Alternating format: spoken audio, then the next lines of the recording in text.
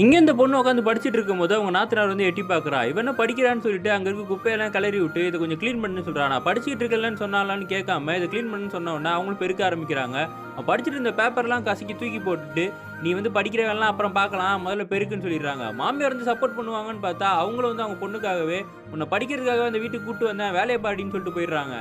Night இந்த பொண்ணு சமைச்ச சாப்பாடை நாத்தனாரோ குறை சொல்லிட்டு இருக்கா. இந்த உப்பு இல்லை, காரம் இல்லை, இது என்ன தின்றதுன்னு. மாமியாரும் கூட சேர்ந்து சிங்சாங் அடிச்சுக்கிட்டு இருக்காங்க. அந்த பொண்ணு டென்ஷனாக எஞ்சி போனோன்னா புருஷனும் பின்னாடியே போகிறான். அவன் சொல்கிறான், அவங்க நல்லா இல்லைன்னு சொல்லிட்டு எப்படி கட்டுறாங்க பாரு, நீ தான் தேவையில்லாமல் இங்கே உட்காந்துருக்கன்னு.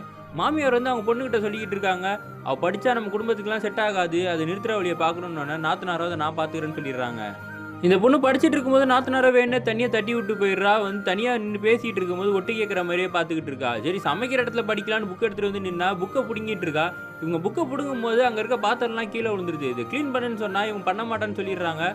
இந்த பொண்ணு சொல்லிடுறா நாத்தனாரை பார்த்து, இதனால தான் உன் புருஷன் விட்டு ஓடி போயிட்டான் போல இருக்குன்னு அவன் கண்ணத்தில் அறையிறா. இந்த பொண்ணு பொறுத்துக்க முடியாமல் நாத்தனாரையே திரும்பி அரைஞ்சி விட்டுறா.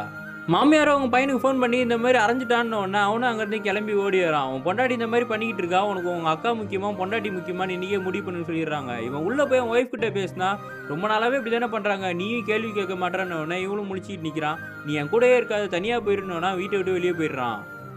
போன புருஷன் நைட் ஆகியும் திரும்பி வரலன்னு சொல்லி இந்த பொண்ணு வெளியில் நிற்கிறா. அவங்க மாமியாரும் பின்னாடியே வந்து உன்னால தாண்டின்னு சொல்லி குறை சொல்லிக்கிட்டு இருக்காங்க. கொஞ்ச நேரத்தில் அவன் புருஷனோட ஃப்ரெண்டோ காரில் கூட்டு வரான். ஃபுல் சரக்கில் இருந்திருக்கான் போல இருக்கு. இங்கேண்டா கூட்டு வந்து இது நரகம்னு சொல்லி புலம்புறான்.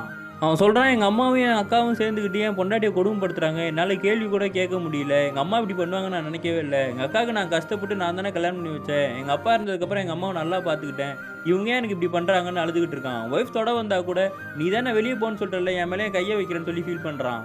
நான் வீட்டுக்காக உழைச்சி கொட்டிக்கிட்டு இருக்கேன், என் அம்மாவும் அக்காவும் இந்த மாதிரி பண்ணிக்கிட்டு இருந்தான், எனக்கு வந்து சந்தோஷமே கிடைக்க மாட்டேங்குது, நான் என்ன பண்ணுவேன், எல்லாருமே என்னை புரிஞ்சிக்காமல் இருக்கீங்களேன்னு சொல்லி அவன் அழுதுகிட்டே புலம்பிக்கிட்டு போகிறான். அவன் ஃப்ரெண்டு சொல்கிறான், நீங்கள் 3 பேரும் புரிஞ்சுக்கிட்டு வாழ்ந்தாதான் அவனுக்கு இந்த வீடு சொர்க்கமாக இருக்கும், இல்லைன்னா கடைசி வரைக்கும் அவன் நரகத்தில் தான் வாழ முடியும்னு சொன்ன உடனே 3 பேரும் ஃபீல் பண்ணிகிட்டு இருக்காங்க.